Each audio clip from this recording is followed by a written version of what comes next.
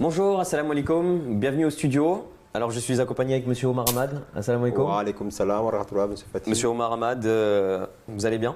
Ça va et vous? Très bien. Alors aujourd'hui nous allons parler du sujet des relations intimes.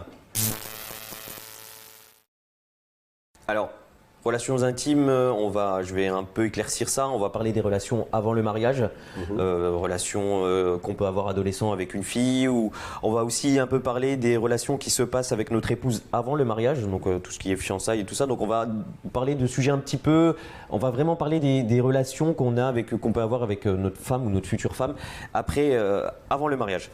Donc ma première question, déjà, une question toute simple, une question bateau, surtout pour les adolescents qui nous regardent, les jeunes qui nous regardent. Est-il autorisé d'avoir une petite amie? L'islam enseigne qu'il ne faut pas approcher l'adultère ou la fornication. Et on sait que naturellement, l'homme et la femme sont attirés. C'est la nature qui a fait qu'ils sont attirés.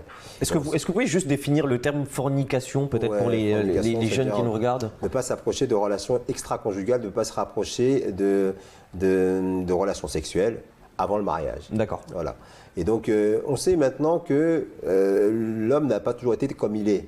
Il fut un temps très lointain où l'homme était pareil à l'animal. Il suivait ses instincts.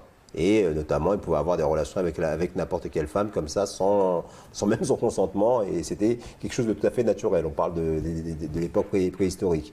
Mais l'homme, en avançant, a mis des règles, il s'est civilisé. Et le mariage fait partie de ces institutions qui démontrent l'humanité de l'homme. Et donc, l'islam, qui veille à la dignité de l'individu, fait en sorte de couper toutes les voies qui vont faire que l'homme va retourner à cet état bestial. Cet état primaire? Cet état primaire, effectivement. Comment, parce que c'est malgré tout, moi je vais vous donner l'exemple de quelqu'un un adolescent, il va avoir 3-4 petites amies dans son adolescence et puis qui au final va avoir une vie maritale complètement normale, épanouie, avec une seule femme, sans jamais la tromper malgré tout. Là c'est quelque chose, c'est un ressenti que vous avez. Mais dans la réalité, c'est pas exactement comme ça que ça se passe. Des études ont démontré que, en fait, lorsqu'un enfant rentre trop rapidement dans la vie d'adulte, parce que la vie en couple, c'est la vie adulte, c'est pas la vie d'un enfant.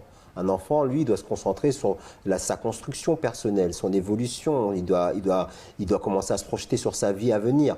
Et il doit avoir toutes ses facultés concentrées dans le cadre de son enfance. Et c'est ça qui va lui permettre par la suite de pouvoir mieux s'épanouir. Alors qu'aujourd'hui, on se rend compte que les personnes qui ont une vie carrément d'adulte à l'âge de l'adolescence, c'est très perturbant.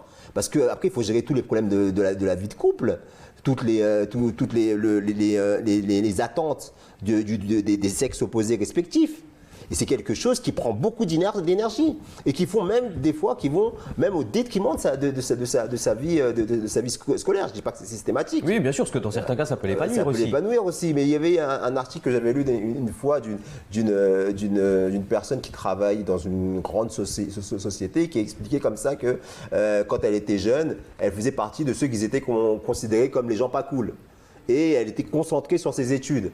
Et oui, forcément, oui, voilà. C'est l'image qu'on a. Et tout le monde se moquait d'elle. Mais résultat des courses, à la fin de son cursus, elle a obtenu un métier de rêve que tout le monde voudrait avoir. Et par contre, ceux qui étaient considérés, comme on dit, les cools, eh bien, ces personnes-là, ils étaient déjà embourbés depuis leur adolescence sur les problèmes de couple, sentimentaux, même si au vu des gens qui les ont entourés, leur environnement immédiat, l'environnement du lycée, l'environnement des copains, des copines, eh ben, ils étaient considérés comme des personnes qui avaient la cote, qui étaient dans le mouvement et qu'il fallait copier.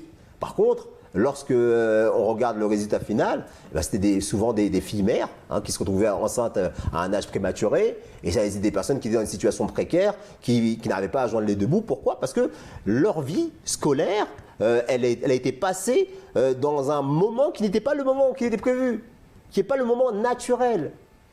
Le moment naturel à cela, c'est le moment où la personne est suffisamment mature, mûre pour pouvoir gérer cette vie. Donc il y a trop de risques en fait à avoir des relations. D'accord. Tout à fait.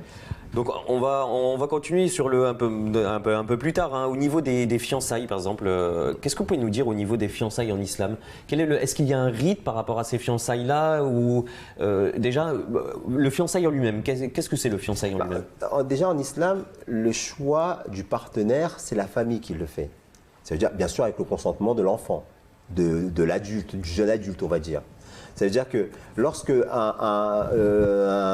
famille a une fille à marier, elle va aller voir une deuxième famille à qui elle pense que le garçon en question serait un bon parti pour sa fille. Et donc, c'est le père, la mère, qui connaissant la nature, les caractères, l'humeur de son enfant, va en fonction justement de tous ces détails qu'elle a, elle, se poser la question de savoir si dans telle famille, cet enfant-là, il ne ferait pas... Donc, il n'y a pas de coup de foudre en islam, on peut pas tomber sur le cas où quelqu'un rencontre son épouse dans son travail ou je ne sais pas, hein, dans peu importe l'endroit. Aujourd'hui, ce mariage-là ou ces fiançailles-là, ce serait autorisé sans passer par la famille? Bien sûr. Ce que dit l'islam, c'est que le risque zéro n'existe pas. Maintenant, la famille, elle est là pour s'assurer que les critères qui sont choisis par les deux parties sont des critères objectifs et non pas des critères subjectifs. Le critère du coup de foudre, c'est un critère très subjectif et très lié à l'apparence. Or, on sait que ce qui est fait dans la précipitation, aujourd'hui, c'est pas garanti de succès et de longévité. Moi, je prends un exemple. On fait justement l'apologie du coup de foudre, de Cupidon qui viendrait, qui fera en sorte que sur un seul regard, le couple s'amourache l'un l'autre et ils se mettent ensemble. Mais dans la réalité, qu'est-ce qui se passe? Sur un coup de foudre, comme vous dites, dans la plupart des cas, c'est un mariage temporaire. Non, moi je prends l'exemple de ma mère. Elle s'est mariée il y a 40 ans avec mon père qui est décédé, et elle ne l'a jamais connu. Mon grand-père, son père lui a dit va voir ce monsieur-là, j'ai décidé que c'est avec lui que tu te marieras. Elle ne le connaissait pas du tout. Mais par contre, mon grand-père le connaissait. Ils se sont mariés alors qu'ils étaient complètement inconnus l'un de l'autre. Et au bout du compte, ils ont fait 7 ans. Donc le critère physique n'est pas une priorité? Le critère physique, je veux dire... Alors que c'est quelque chose qui est maintenant, surtout chez les jeunes d'aujourd'hui, hein, oui, on va choisir son épouse, on va choisir sa petite amie, hein, je parle pour les... on va aller plus de 50% du choix va se faire sur le physique de la personne. C'est un leurre. Parce que le critère physique, qu'est-ce que c'est que le critère physique? Le critère physique, c'est quelque chose qui est temporaire. C'est pas ce qui reste. Si aujourd'hui vous choisissez votre épouse par rapport à ces formes, pour parler vulgairement, bien sûr, oui. Eh bien, ces formes-là, elles ne vont pas rester indéfiniment. Bien sûr, oui. Si aujourd'hui elle change, elle n'a plus les formes qui correspondent à vos critères, donc vous allez commencer à avoir du dégoût pour elle. Alors que c'est ce trouve la mère de vos enfants. Lorsqu'elle sera enceinte, son corps sera déformé. Et si c'était seulement son corps que vous recherchez, effectivement, vous aurez du dégoût pour elle. Vous aurez du dégoût, non seulement pour elle, mais pour l'enfant qui n'est pas désiré. D'accord. Donc aujourd'hui, ce n'est pas ça. Le critère essentiel comme je vous l'ai dit, et je le répète, la relation homme-femme en islam, elle est basée sur l'amitié, pas sur la sensualité. D'accord. Et donc, concernant les fiançailles, est-ce qu'il y a quelque chose qui est réglementé en islam? Par rapport aux fiançailles, ça m'a détourné la question. Oui, on s'est un peu détourné, mais c'est pas grave. Oui, par rapport aux fiançailles, comme je le dis, les fiançailles, c'est dans un cadre bien défini, à savoir que les deux familles sont au courant. D'accord. Et sont chaperonnés. Et l'homme et la femme peuvent se voir dans ce cadre de... Pas de relation intime autorisée. Pas de relation intime autorisée. Ok. Ouais. On va continuer aussi. Donc, côtoyer la fille avant le mariage. Donc là, on parle du temps entre les fiançailles et le mariage. Toujours pareil, hein. Toujours chaperonné. Tout à fait, ouais. Toujours dans le même contexte. Toujours chaperonné, oui. Et si... Alors, on va parler d'un cas extrême. Hein. Relation avant le mariage qui s'effectue entre le couple... Comment c'est vu dans l'islam en fait? C'est complètement à éviter. C'est quelque chose qui n'est pas du tout encouragé, qui est même interdit en islam. Parce qu'encore une fois, Pourtant, on est fiancés, c'est ça que c'est ce que veut. Mais c'est quand même ma question. La période de fiançailles, c'est pas la période de mariage. D'accord. Les fiançailles sont faits pour savoir si effectivement les individus se correspondent. D'accord. En fait, c'est une période probatoire en quelque sorte, cette période de fiançailles. Il n'est pas rare. Parce que souvent, on considère que voilà, on est fiancés, donc c'est comme si on était mariés, quoi. Il n'est pas rare que, au bout des fiançailles, l'un des deux parties se désiste. D'accord. Donc dans tous les cas, ça veut dire que cette période de fiançailles ne va pas forcément amener au mariage. Non, du tout. Bah écoutez, parfait. Merci pour vos éclaircissements encore une fois, de nouveau. Et à très bientôt, Inch'Allah, pour une nouvelle émission. Assalamu alaikum.